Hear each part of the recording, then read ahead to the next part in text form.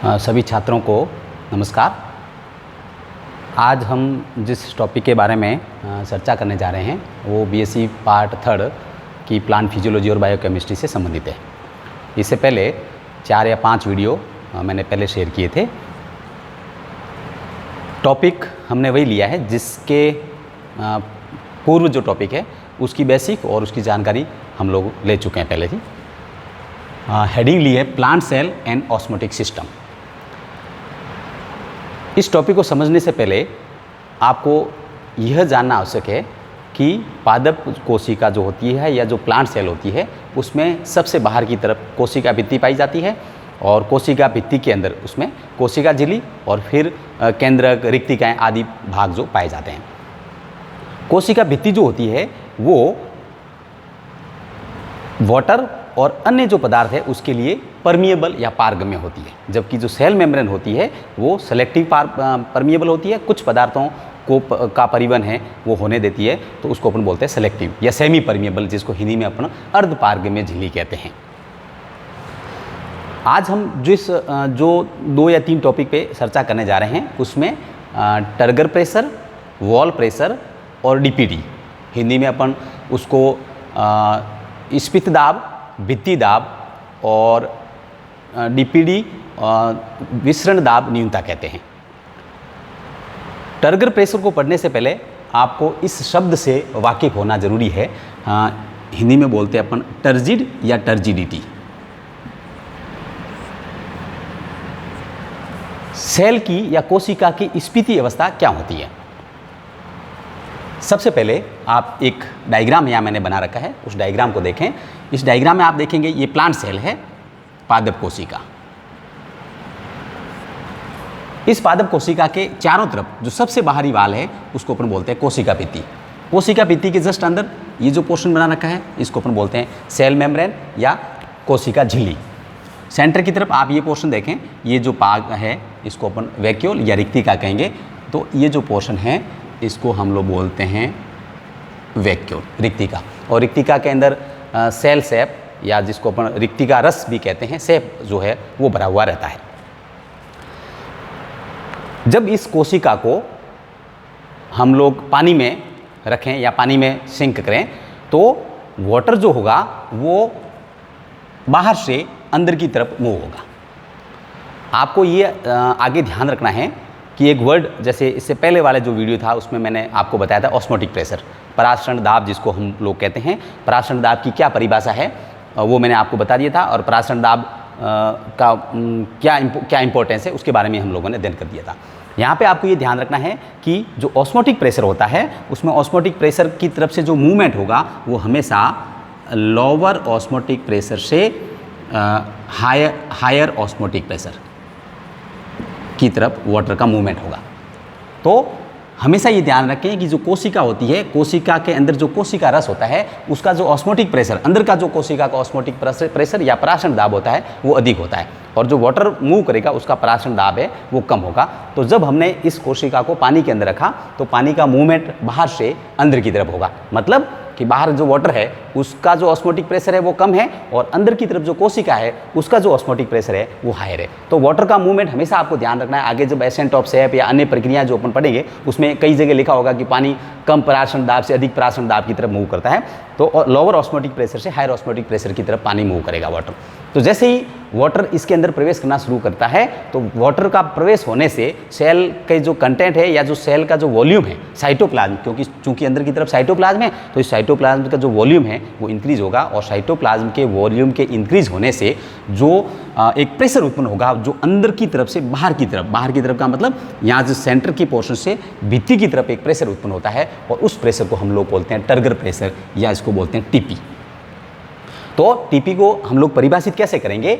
When water enters into the cell the volume of cytoplasm increase. जब पानी कोशिका के अंदर प्रवेश करता है, कब प्रवेश करेगा? जब आपने कोशिका को पानी के अंदर रखा।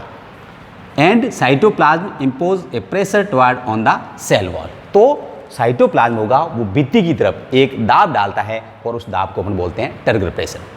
जब पानी सेल कोशिका के अंदर प्रवेश करेगा तो ये जो अवस्था होती है ये इस कोशिका की टर्जिडिटी या ये स्फीति अवस्था कहलाती है। जैसे ही यहाँ पे भी आप देखें टीपी को हमने कैसे दिखा रहा है, due to pressure of cell content on the wall. तो ये जो प्रेशर है उसको जो एरो है, इस एरो को हम लोगों ने बाहर की तरफ दिखा रखा है। अब जब कोशिकीय अंतर वस्तुएं अंदर से बाहर की तरफ प्रेशर डालती है तो उसी समय भित्ति की तरफ से उसके अगेंस्ट एक प्रेशर उत्पन्न होता है जो बाहर से अंदर की ओर डाला जाता है, उसको अपन बोलते हैं वॉल प्रेशर। ठीक है, तो वॉल प्रेशर में वॉल के द्वारा, भित्ति के द्वारा अंदर की तरफ प्रेशर जो कि टर्गर प्रेशर के कारण उत्पन्न होता है, उसके अगेंस्ट एक दाब डाला जाता है। तो परिभाषा आपने क्या दी है, exerted by the cell wall against turgor pressure.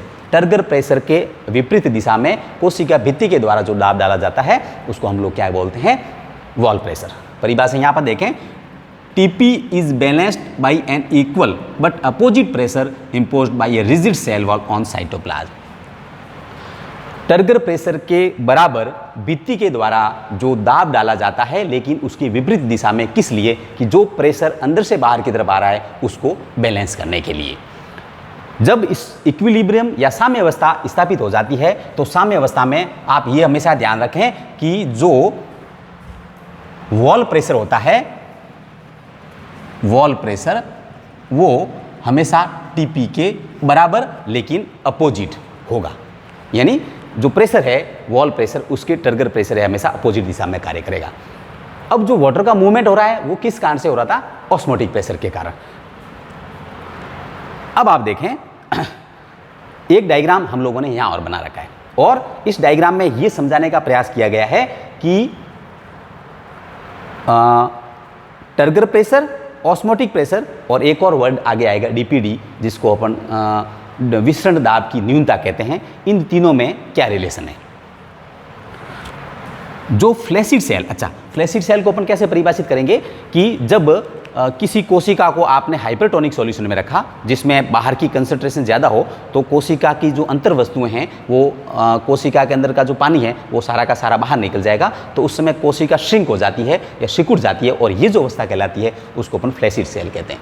तो फ्लैसिड सेल का मतलब ये हुआ कि पानी का मूवमेंट अंदर की तरफ नहीं हो रहा है, जबकि अपन जानते हैं कि जो टर्गर प्रेशर है वो उत्पन्न कब होगा, जब वाटर का मूवमेंट है वो बाहर से अंदर की तरफ होगा। तो फ्लैसिड सेल के अंदर आप हमेशा ध्यान रखें कि जो टीपी होता है वो 0 होगा, क्योंकि अपने को पता है कि पानी का जो मूवमेंट है या पानी पूरा का पूरा कोशिका से बाहर निकल चुका है।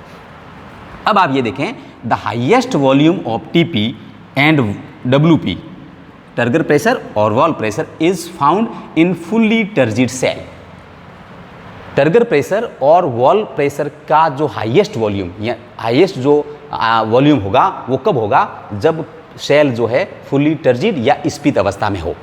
ठीक है, और वो हमेशा इक्वल होता है किसके, ऑस्मोटिक प्रेशर है। तो यहाँ पे अपन इसको फॉर्मूले के द्वारा कैसे दिखा सकते हैं कि साम्य अवस्था में या जब सेल फुली टर्जिड होती है या इक्विलिब्रियम जब स्थापित हो जाता है तो ऑस्मोटिक प्रेशर होता है वो टर्गर प्रेशर के बराबर होता है, क्योंकि पानी का जो मूवमेंट होता है वो अल्टीमेटली ऑस्मोटिक प्रेशर से जुड़ा होता है। तो फुली टर्जिड का मतलब ये हुआ कि कोशिका है वो साम्य अवस्था में है, मतलब जो कंसंट्रेशन है वो दोनों तरफ बराबर है, उस समय ऑस्मोटिक प्रेशर वो टीपी के बराबर होता है। या साम्य अवस्था में अपन ये भी कर सकते हैं कि OP minus TP equal to 0। ये भी एक आपको इक्वेशन आपको ध्यान रखनी है। अब आप यहाँ पे देखें एक डायग्राम द्वारा हम लोग ये समझने का प्रयास करेंगे कि osmotic pressure, turgor pressure, turgid cell और फ्लैसिड सेल, इनमें आपस में क्या संबंध होता है। यहाँ पे आप देखें ये एक अवस्था दिखा रखी है, एक पॉइंट है यहाँ पे कोशिका है वो फ्लैसिड सेल है। फ्लैसिड सेल का मतलब क्या हुआ कि इस जगह जो टर्गर प्रेशर है इस फ्लैसिड सेल में टीपी है वो 0 है, क्योंकि सेल पूर्ण रूप से श्रिंक हो चुकी है या सिकुड़ चुकी है। जैसे ही आपने इस कोशिका को हाइपोटोनिक सॉल्यूशन में रखा, हाइपोटोनिक सॉल्यूशन का मतलब जिसमें या पानी के अंदर रखेंगे, तो हाइपोटोनिक सॉल्यूशन में अपन जब रखेंगे तो पानी की एंट्री है, हाइपो का मतलब हो गया कि अल्प प्रासारी। तो उस कंडीशन में क्या होगा कि वाटर है वो धीरे धीरे कोशिका के अंदर एंटर होना शुरू होगा। जैसे जैसे पानी कोशिका के अंदर प्रवेश करेगा तो उसका जो स्फीति दाब है जिसको अपन टर्गर प्रेशर कहते हैं, उसमें धीरे धीरे बढ़ोतरी शुरू होती है। तो इस बढ़ोतरी को हमने इस लाइन के द्वारा दिखा रखा है। एक अवस्था के बाद आप ये देखें ये बढ़ रही है, और जैसे ही सेल फुली टर्जिड हुई तो आप इस मेजरमेंट के द्वारा, इस स्केल के द्वारा ध्यान कर सकते हैं कि हाइपोटोनिक सॉल्यूशन में जो टर्गर प्रेशर है वो धीरे धीरे बढ़ रहा है। फ्लैसिड सेल जब होती है उस समय ऑस्मोटिक प्रेशर होगा वो हाईएस्ट होगा, यानी उसकी ऑस्मोटिक कंसंट्रेशन है कोशिका की वो मैक्सिमम होती है। तो आप यहाँ देखें कि ऑस्मोटिक प्रेशर को अपन ने इस डायग्राम में यहाँ पे दिखा रखा है।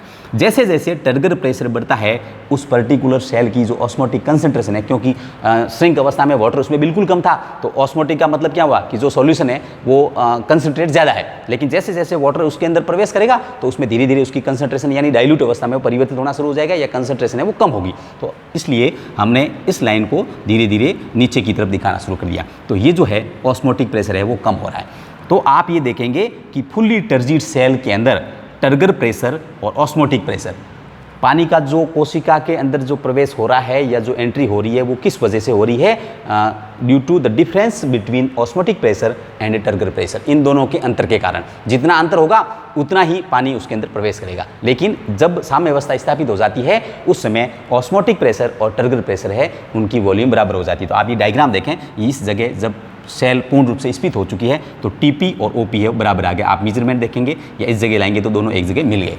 तो साम्य अवस्था के अंदर अपन ये भी देख सकते हैं कि OP is equal to TP, जो कि इस इक्वेशन में हम लोगों ने यहाँ पे दिखा रखा है।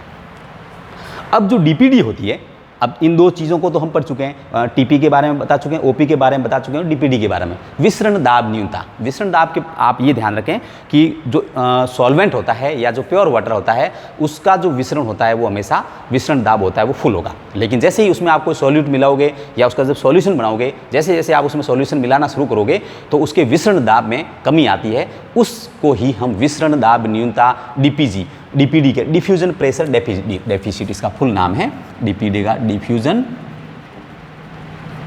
प्रेशर डेफिसिट, ठीक है। या इसका दूसरा नाम जिसको अपन एसपी बोलते हैं, सक्शन प्रेशर। इन दोनों में से किसी नाम को जानते हैं, हिंदी में वो उसको बोलते हैं विसरण दाब न्यूनता।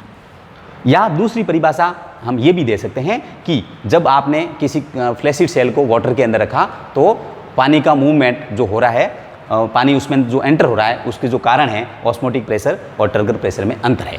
तो वह दाब, इसको और परिभाषित कर सकते हैं, the force which control the import and export of water into the cell और फ्रॉम द सेल। मतलब वह दाब या वह शक्ति जो कोशिका के अंदर पानी के प्रवेश करने को या कोशिका से बाहर पानी के निकासी को कंट्रोल करती है, उसको हम लोग डीपीडी या एसपी कहते हैं। अब आप यहाँ पे देखें कि जो फ्लैसिड सेल है, फ्लैसिड सेल में इस डायग्राम में हम लोगों ने कहाँ दिखा रखा है, इस जगह। तो फ्लैसिड सेल में टर्गर प्रेशर हमेशा जीरो होगा, इसके बारे में हम पहले बता चुके हैं, क्योंकि उसमें पानी बिल्कुल कम होता है तो उसमें अंदर की तरफ से कोई प्रेशर बाहर की तरफ नहीं उत्पन्न होगा, तो उसका टीपी होगा वो जीरो होगा। तो ऐसी स्थिति में डीपीडी जो है, विसरण दाब न्यूनता है, वो ऑस्मोटिक प्रेशर के बराबर होगा। आप देखें ये जो लाइन है और इस लाइन, इसके बीच का ये जो वॉल्यूम है ये किसको दिखा रहा है, डीपीडी और एसपी को दिखा रहा है।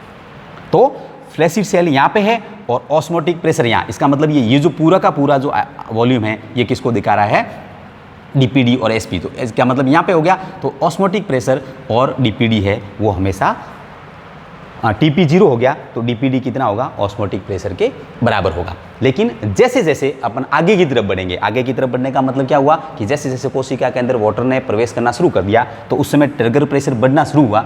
जैसे जैसे टर्गर प्रेशर बढ़ेगा ऐसे ऐसे कोशिका की जो डीपीडी या जो इसको अपन विसरण दाब न्यूनता कहते हैं वो धीरे धीरे क्या हो जाएगी, कम होना शुरू हो जाएगी। तो कई बार एग्जाम के अंदर क्वेश्चन भी पूछा जाता है जिसमें पर्टिकुलर एक डायग्राम दे दिया जाता है और उस डायग्राम के द्वारा आपको पूछा जाता है, जैसे एक सेल बना दी, ये पर्टिकुलर सेल,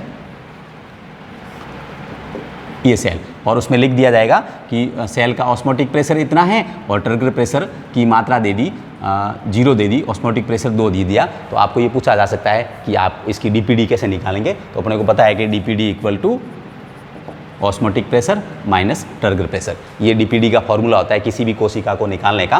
तो इसमें अपन डीपीडी कैसे निकालेंगे, 2 माइनस टर्गर प्रेशर, यहाँ पे 0 है, इसका मतलब ये जो कोशिका है जब टर्गर प्रेशर आप 0 दिखा रहे हो, 0 क्यों दिखा रहे हो, क्योंकि सेल जो पूर्ण रूप से फ्लैसिड है।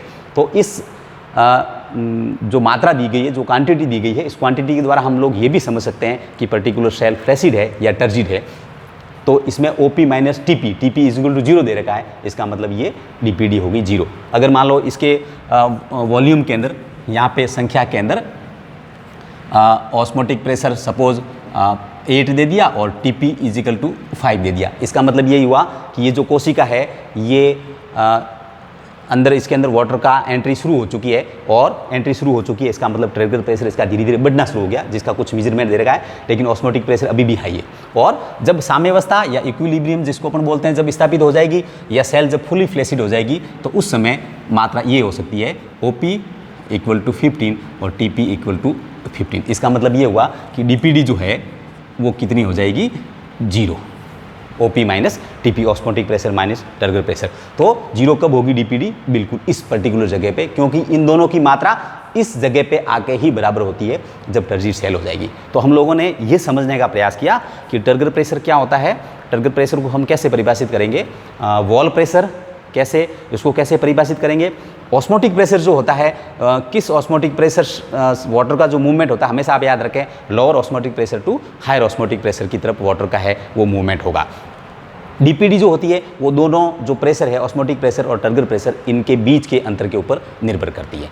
तो नेक्स्ट चैप्टर में एक और इसी का जो plant cell on osmotic system के अंदर ही सम्मिलित है वाटर पोटेंशियल, उसके बारे में अध्ययन करेंगे। धन्यवाद।